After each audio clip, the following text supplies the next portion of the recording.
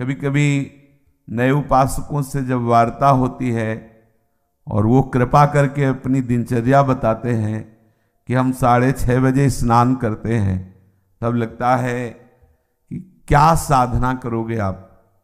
कोई भी हो, अगर आप किसी भी तरह प्रमाद स्थिति करते हैं और 6:30 बजे तक सोते हैं तो संशय है आपके ब्रह्मचर्य पर, नहीं रह सकते ब्रह्मचर्य।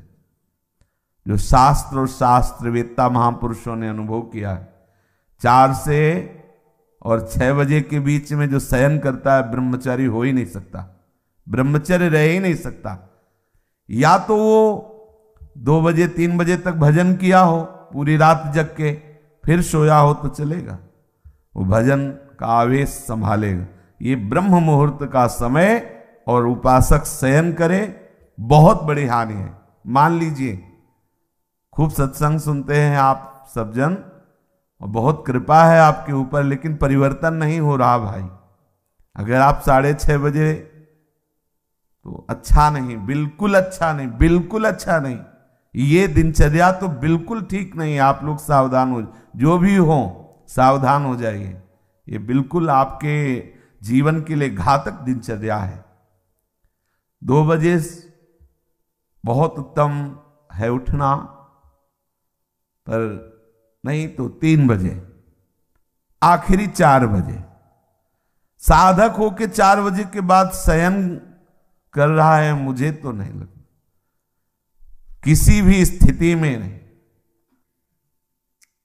हमें लगता है कि दवा खवा दी जाए तो नहीं कहते, नहीं तो किसी भी स्थिति में कोई बीमारी, कोई भी ऐसा रोग अपना प्रभाव नहीं रखता जो दिनचर्या को बाधित कर दे।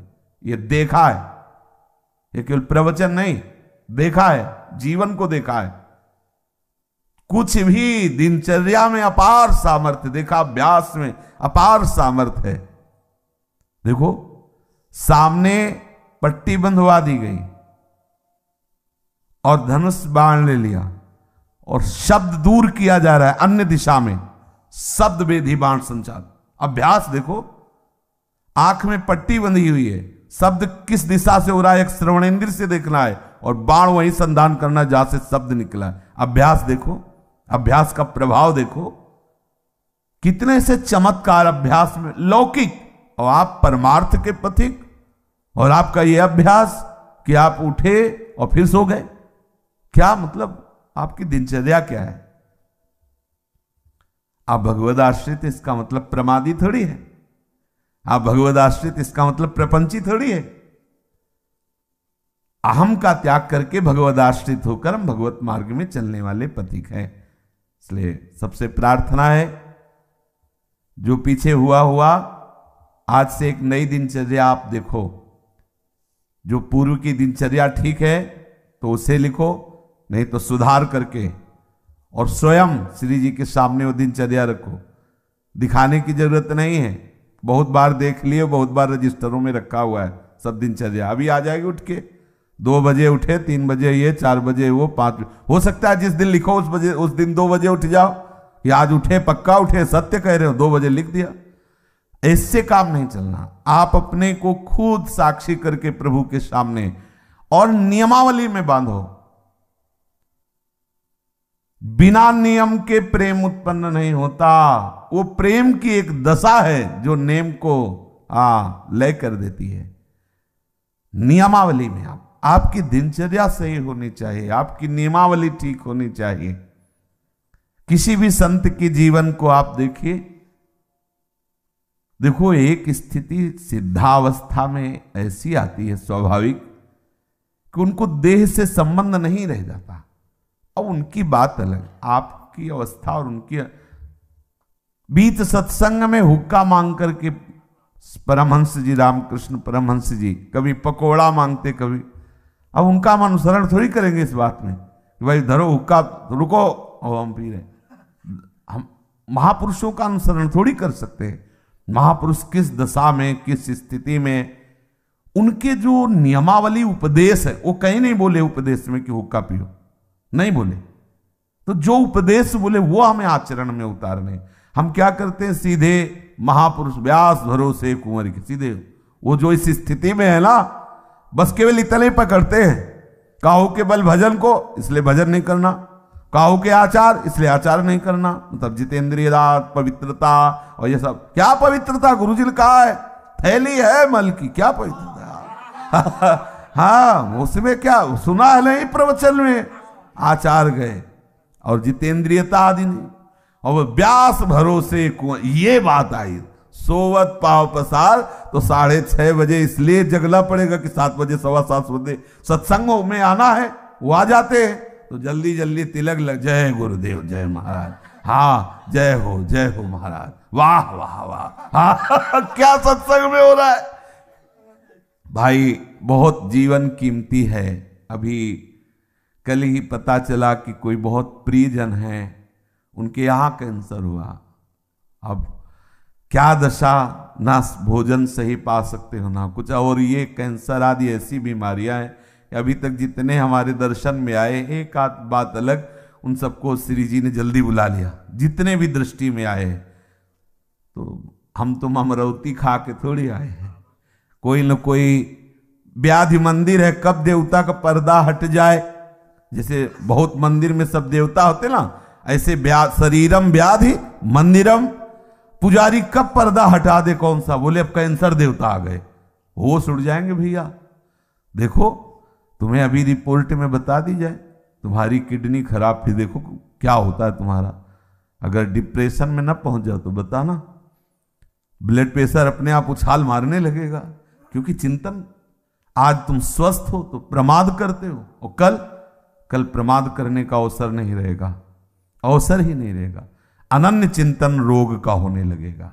अगर भगवदाकार वृत्ति नहीं हुई तो आप ये मत समझो मृत्यु कोई खिलवाड़ नहीं है। मृत्यु का संदेश सुनकर अच्छे अच्छे के जमीन खिसक जाती है, होश खराब हो जाते हैं। कैंसर, अब न रात में नींद न दिन में चैन, अनन्य चिंतन उसी का शुरू। अब क्या करें? घबराहट, थोड़ी थोड़ी देर में मरना है तो जो दुकान मकान पति पुत्र परिवार जितना सब भाई वो सब काटने दौड़ता है, ये सब छूट जाएगा। भजन कोई साधारण वस्तु है। इसलिए भर्तृहरि जी महाराज कह रहे हैं, यावत स्वस्थ वेदम गृहम कलेवरम यावत च दूरे जरा। जब तक बुढ़ापा दूर है, जब तक तुम्हारे शरीर में रोग कोई नहीं हो जा रहा, होगा ऐसा थोड़ी कि तुम कोई लिखवा के लाए कि नहीं होगा। जब ऐसे परमहंस को कैंसर हो सकता है, रामकृष्ण परमहंस जी को, पूज्य भाई जी के उदर में कैंसर हो सकता है, वो फिर अपने लोग तो अधिकारी ही है इस दंड के। अपने लोग तो अधिकारी, न जाने कितने इन भजनानंदी महापुरुषों के शरीर में ऐसी व्याधियां हो सकती है, तो अपने लोगों को तो पूरा रजिस्टर रखा हुआ है। सावधान हो जाइए, प्रमाद मत कीजिए। बहुत बढ़िया अवसर आपको मिला है। भगवत चरणारविंद का आश्रय और सतत जप, ये बिल्कुल खुली दो बातें हैं, ज्यादा इनमें समझने की जरूरत नहीं। अंदर से भगवत आश्रय और जिह्वा से जप, राधा वल्लभ श्री हरिवंश श्री हरिवंश। क्या जाता है भैया? अगर रोज का रोज शाम के हिसाब आपको ना दिखाई दे तो बताना, रोज आपको वैराग्य बढ़ा नजर आएगा, आपको नजर आएगा, अरुचि होने लगे।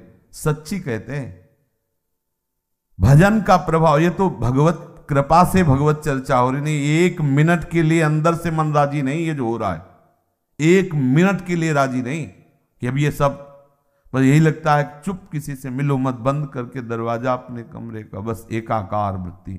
कब शरीर किस दशा को पहुंच जाए, बेकार काहे को बहिर्मुखता में फैल रहे हो, शांत। इसका फल है तदाकार वृत्ति में डूबना। और आपको बढ़िया अवसर मिला है, कोई जिम्मेवारी नहीं। देखो आप सत्संग सुन रहे हो, आप नाम जप कर सकते हो, नाम में ध्यान लगाए हुए श्रवणेन्द्रिय से सुनो। देखो बढ़िया आपकी समाधि अवस्था जा रही। सत्संग क्या है? एक समाधि अवस्था में डुबोने का बहुत बढ़िया, मतलब 1 घंटा 1.5 घंटा चर्चा हो रही श्रवणेन्द्रिय के लिए, कहीं अन्य जाने की जगह नहीं, और अंदर से आप नामाकार वृत्ति, मंत्राकार वृत्ति, बड़ा आनंद का विषय है। अगर हम भजन छोड़ दिए, बाह्य में ही समय व्यतीत किए, तो बाह्यकरण से आप सेवाएं करते रहो, बाह्यकरण से दिनचर्या करते रहो, अंताकरण विषय चिंतन कर रहा है, तो आनंद बाह्यकरण को होना है कि अंताकरण को? समझना, जरा सूक्ष्मता से समझना। परिवर्तन किसका होना है? अंतःकरण का, बाह्यकरण का तो देखो 2 मिनट में परिवर्तन सब, लेकिन अंतःकरण का परिवर्तन चिंतन से होता है, भजन से होता है। बड़े बड़े हम संत महापुरुषों के समीप रहने वालों को देखा है, अंतर में भजन नहीं तो दीपक तले अंधेला पाया गया है, दीपक तले अंधेला पाया। बहुत अच्छी बात समझ, बहुत घुस के तमाशा देखा है अंतर और बाहर में। भजन नहीं तो बड़े बड़े भजनानंदी महापुरुषों के समीप रहने वाले बड़ा प्रपंच का नाटक देखा गया है। वो महापुरुष तो आनंदित रहते हैं क्योंकि उनके लिए तो एक ऐसी स्थिति है प्राप्त हो गई जहां प्रपंच का स्पर्श नहीं है, और उनके प्रभाव से बाहरी व्यवहार सामग्रियों की खूब बहुतायत होती है, तो नीचे भजन का मतलब नहीं रह जाता कि भजन क्या है, बस वो सम्मान और विषय आदि का सेवन, क्योंकि महापुरुषों का प्रभाव सम्मान दिलाता है, महापुरुषों का प्रताप वो वस्तुएं जो विषय संबंधी सेवन में आती, अच्छी से अच्छी वस्तुएं, होता क्या है अंतःकरण मलिन हो जाता है।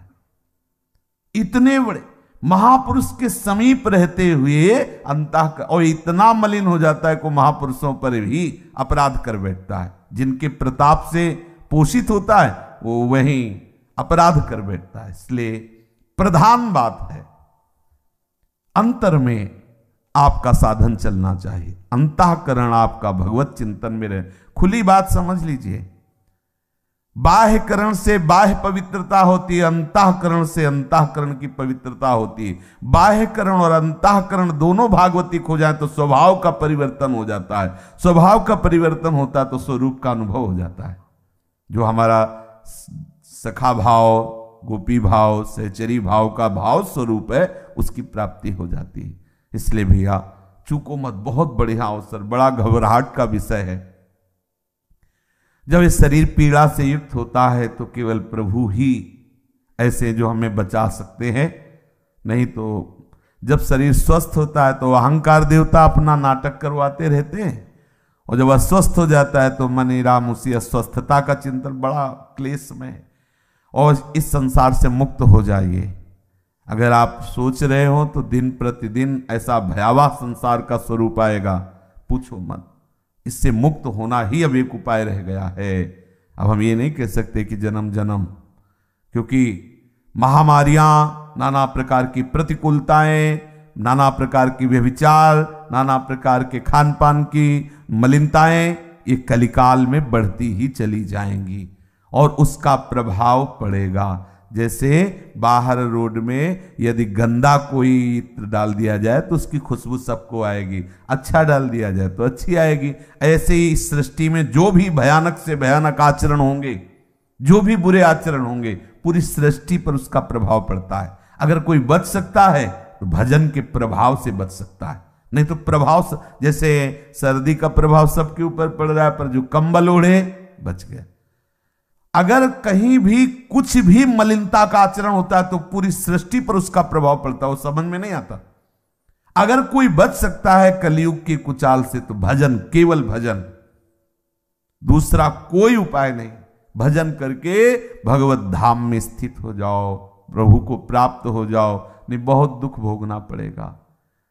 अभी प्रमादी मन है तो देख लेंगे, अरे देख लेंगे, होश खराब हो जाते हैं, मृत्यु सुखद लगने लगती है, ऐसे ऐसे कष्ट आते हैं कि वो चाहता कि मुझे कोई मार दो। सच्ची मानना, हमने देखा है, चाहता है कि इस दशा से तो अच्छा है कि मुझे मार दो। भाई मरना थोड़ी हमारा समाधान होगा, भगवत प्राप्ति समाधान। इसलिए बेचैन हो जाओ भगवत प्राप्ति के लिए। प्रेम की चलो बड़ी ऊंची बात है, लेकिन इतना तो रख लो कि अब प्रभु मुक्त करो इस नरक से, ये नाना प्रकार के क्लेशों से। कितने बंधे इस शरीर में। अरे आप देखो, ज्ञान की बातें चाहे जितनी करो, जब इसकी रिपोर्ट आती है ना तो एक बार चेहरा गिर जाता है किसी का भी हो। जब हाथ में बताई जाती है रिपोर्ट की ये है, अच्छे अच्छे को एक बार जब प्रलंबासुर ले गया ना बलराम जी को, तो एक बार वो भी उदास हो गए थे, फिर उनको स्वरूप को फिर घूसा मारा। तो ऐसे ही साधक प्रहार करता है, अरे किसी भी विकार पर, अरे नहीं नहीं हम तो प्रभु के आश्रित हैं, प्रभु के दास हैं, पर इतना प्रहार करने लायक बन जाओ, आपकी ऐसी मनोवृत्ति भगवदाकार हो कि आप प्रहार कर सको। इसलिए भाई सावधान रहो। ये सुबह 6:30 बजे तक सोना ये ठीक नहीं। आप सो करके सोने को गवा रहे हैं। ये सोने का समय है, सोने का, स्वर्ण का। और क्या बोले, सोने का समय गुरु जी का, खूब सो आनंद से, ऐसा नहीं। ये स्वर्ण समय है, ब्रह्म मुहूर्त, खूब ना। हमारे लिए तो हर क्षण ब्रह्म मुहूर्त है। ये तो केवल एक दिनचर्या के लेकर नहीं, हर समय हमारा ब्रह्म मुहूर्त है। हम प्रभु में लगे हुए हैं, इसलिए हर समय प्रेम में प्रभु का चिंतन हो रहा है। हर समय हमारे लिए महामंगल में, महापावन है। देखो, आप सबसे प्रार्थना है, बहुत सोच समझ के दिनचर्या बनाएं, और जो दिनचर्या बनाए 10-12 वर्ष उसमें कोई विक्षेप नहीं होना चाहिए। आज गए 5 घंटे यमुना के किनारे बैठ गए, 5 दिन गए ही नहीं। ये रसिकों की दिनचर्या नहीं, ये वृंदावन की उपासना में दिनचर्या एक आपकी नियमावली। या तो आप ऐसी स्थिति में कि 5 दिन आपको शरीर शुद्ध नहीं रही तो कोई बात नहीं, दिनचर्या का फल मिल गया। आपकी दिनचर्या एक ऐसी होनी चाहिए जो बने तो कम से कम 10-12 वर्ष तो एक रस चलना चाहिए। आज ये कल वो, फिर परसों बदल गया, फिर अलग बदल दिनचर्याएं रजिस्टर में लिखी रखी रह गई और हमारी कुछ और ही दिनचर्या चल रही। भाई ऐसा मत कीजिए। भगवत मार्ग के पथिक, चाहे आप गृहस्थ हों, विरक्त हों, बहुत सोच समझकर दिनचर्या बनाइए। आप 10 मिनट यदि भजन में बैठते हैं तो ठीक टाइम पर बैठिए और बहुत काल तक वो समय भजन में दीजिए।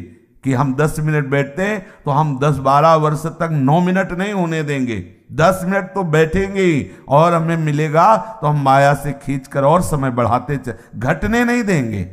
ये दिनचर्या का भाव होता है अपने मन को बांधना। दिनचर्या का मतलब होता है हम अपने मन को संपूर्ण समय के द्वारा इष्ट में फांस रहे, बांध रहे, इस समय ये, इस समय ये, इस समय ये, और उसको नियम पूर्वक बांधना। कभी परिक्रमा चल रही तो कभी कुछ, कभी कुछ, कभी सब बंद, कमरे में पड़े शयन कर, ऐसी नहीं। एक आपके आहार की, विहार की दिनचर्या होनी चाहिए। बहुत अच्छा आहार मिल जाए तो भी एक संयमित जो आपने आहार नियम लिया उससे ज्यादा नहीं होना चाहिए। ना मिले उस समय के बाद, आपको सच्ची बताए, यदि आपकी दिनचर्या सही है तो समय के बाद आहार करने की इच्छा ही खत्म हो जाती है।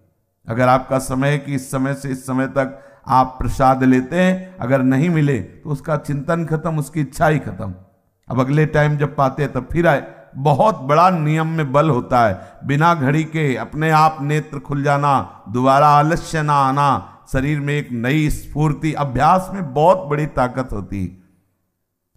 अपने लोगों का अभ्यास ही दृढ़ नहीं हो रहा है, नियमावली ही ठीक से नहीं बन रही। दिनचर्या में पता होना चाहिए ये इस समय तो सत्संग में मिलेंगे, इस समय वो परिक्रमा में होंगे, इस समय वो जप में बैठे होंगे, उनका समय है जप का, इस समय तो मौन होंगे, वो बोलेंगे नहीं। साधु की दिनचर्या होती। हमारी क्या दिनचर्या है, इस पर ध्यान दीजिए। एक बार आप ही दिनचर्या बना लीजिए और उसे 10-12 वर्ष तक चलाइए।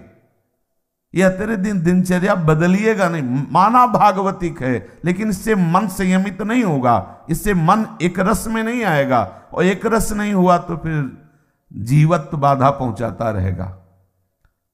ये जो जीवत्व है, काम क्रोध लोभ आदि, ये सब फिर परेशान करते रहे, प्रमाद स्थितियां आती रहेंगी। एक रस में बहुत बड़ा बल। जब बुखार और ये सब परेशानियां शरीर में आती तो भी दिनचर्या बाधित नहीं होती। जो अच्छे साधक होते हैं, जिस समय स्नान उसी समय स्नान, जिस समय अपने आप इतना सामर्थ्य होती है। कहीं भी चमत्कार प्रकट हुआ है तो एक जो दिनचर्या पकड़ी गई, दिनचर्या देखो। पूज्य श्री सनातन जी वयोवृद्ध हो गए हैं, परिक्रमा को रोज जाते हैं गिरिराज जी की। गिरिराज जी को पीड़ा होती है उनकी परिक्रमा से कि इतने वयोवृद्ध नंगे पैर। प्रकट हुए श्री लालजू महाराज ठाकुर जी, वो कह रहे हैं कि बाबा अब तुम परिक्रमा मत आया करो, हमारे लिए ही तो सब करते हो, हम बहुत प्रसन्न हैं, वहीं वृंदावन में आप भजन करो। हाँ ठीक है प्रभु। दूसरे दिन फिर पहुंच गए। बोले बाबा मना किया। बोले प्रभु रह नहीं पाते। ये दिनचर्या क्या करती, आपका अभ्यास ऐसा दृढ़ करती कि इष्ट मना कर रहा है लेकिन रह नहीं पाते। परिणाम क्या हुआ, आज भी उनकी दिनचर्या ने हमको एक बहुत बड़ी सिद्धि दे दी। आज भी आप दर्शन कर सकते हो राधा दामोदर में बंसी का, लकुट का, श्रीचरण का, गाय के खुर का चिन्ह हो, गिरिराज जी की शिला आज भी हो। सनातन जी की एक नियमावली ने आज हम सब भक्तों को दुर्लभ वस्तु है, दुर्लभ वस्तु है। भगवत चरणारविंद के चिन्ह, लकुट के चिन्ह, बंसी के चिन्ह, गाय के खुर के चिन्ह प्रभु ने स्वयं दे और बोले शिला की परिक्रमा कर लेना। ये 4 परिक्रमा का आपको 4 परिक्रमा कर लो तो परिक्रमा गिरिराज जी की पूरी हो गई। नियमावली 24 घंटे में ऐसी सहज दिनचर्या आप अपनी खुद बना लीजिए जो आप बहुत काल तक निर्वाह कर सके। यमुना तट अगर हमारा जाना हुआ तो यमुना तट, बहुत मन हुआ तो नागरीदास जी करें गोवर्धन गिरिराज जी, और बैठो राधा को देखा है, अनुभव किया है, एक अलौकिक मतलब आकर्षण राधा कुंड में देखा है। सुबह सुबह जैसे चुपचाप कभी गए हैं और एकदम बैठ गए तो एक अलौकिक आकर्षण, एक दिव्य आकर्षण, एक भजन में एक दिव्य उन्माद। आसपास बड़े बड़े भजनानंदी महात्मा रहते हैं,